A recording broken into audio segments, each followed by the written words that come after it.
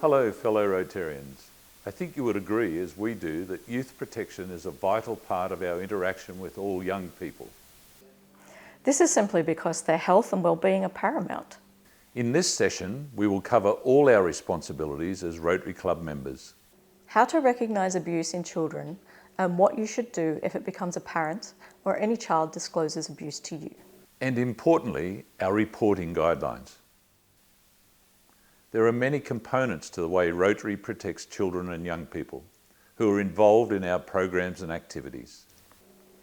Specifically, we are going to talk about the Working with Children check that members may need to obtain, the Rotary Youth Volunteer Information and Declaration, or RYVD forms that members and volunteers need to fill out, annual reminder training that you are doing right now, the records that your club keeps about those forms. Now let's have a brief look at what is meant by abuse and harassment. Note, this is not intended to be a highly detailed discussion. Those of you who are or having been engaged in paid employment for education, health or law enforcement will have received far more detailed training than what we are doing now. Let's now look at the 5 most common categories of abuse. The first type or class of abuse we are looking at is neglect.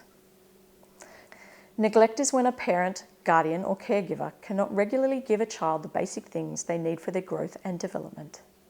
This includes having a safe place to live, food, clothing, medical and dental care, adequate supervision and sufficient parenting and care. Parents also have a duty to protect their children's rights.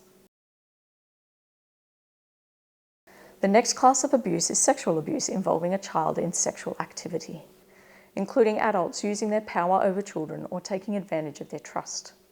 It is a crime for a person to groom or procure a child for sex with them or another person. This includes exposing them to inappropriate pictures or people. The next form of abuse is physical abuse, including any non-accidental injury or pattern of injuries to a child or a young person, not providing sufficient nourishment for their needs, the requiring of an unreasonable amount of work, or inflicting any physical pain. The next type or class of abuse is emotional abuse. This means damaging the confidence and self-esteem of a child or young person. In general, it is how many times and how long the child is harmed that determines its impact. For example, excessive criticism, the withholding of affection, any exposure to domestic violence, and any intimidation or threatening behaviour. Lastly, we will review key aspects of sexual harassment. In some cases, sexual harassment precedes sexual abuse and is a technique used by sexual predators to desensitize, confuse, or groom their victims. Any sexually motivated advances, including comments to the effect that the adult finds the child or young person sexually attractive, or unwarranted or inappropriate physical contact, such as brushing or touching.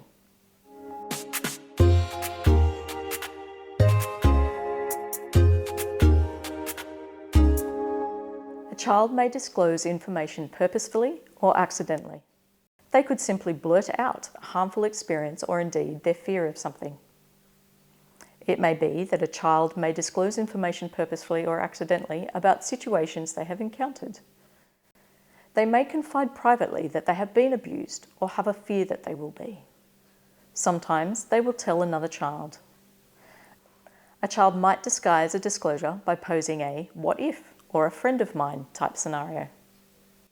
There is no doubt that all this is tough territory for you.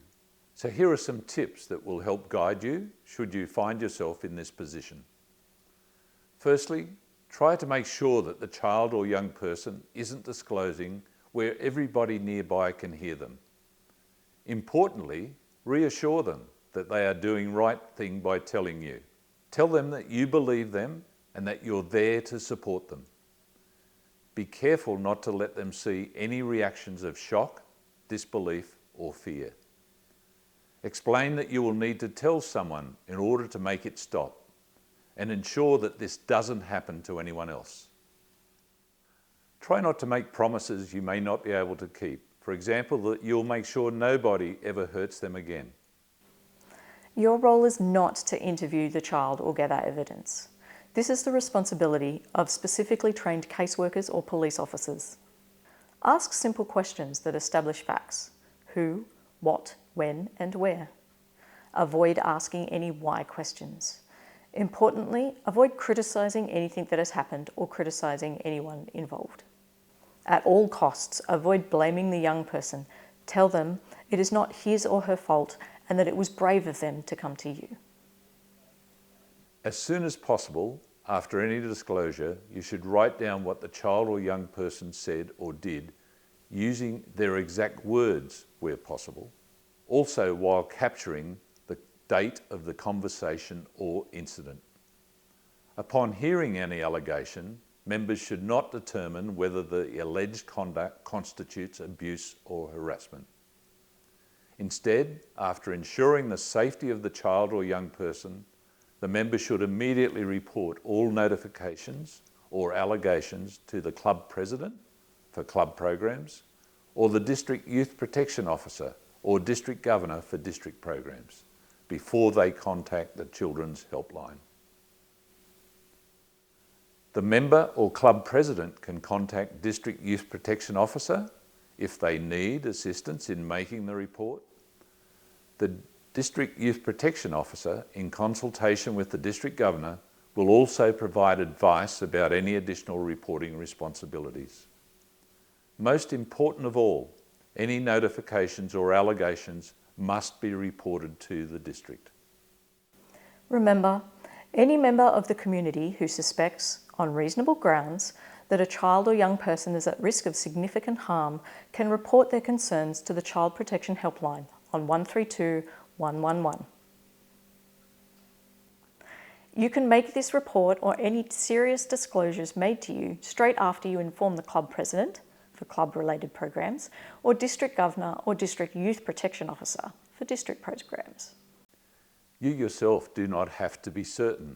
You only need to make sure your concerns are well-founded and based on information you know or have come from a reliable source.